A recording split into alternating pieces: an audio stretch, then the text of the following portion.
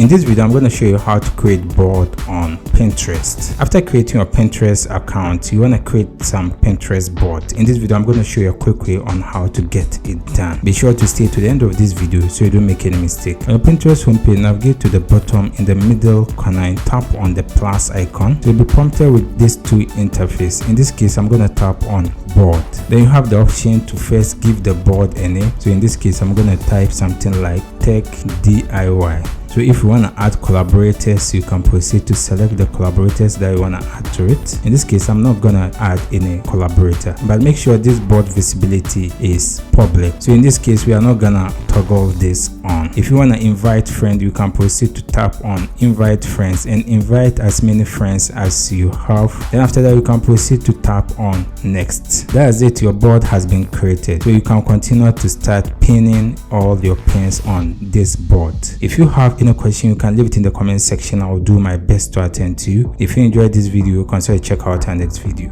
See you in the next video.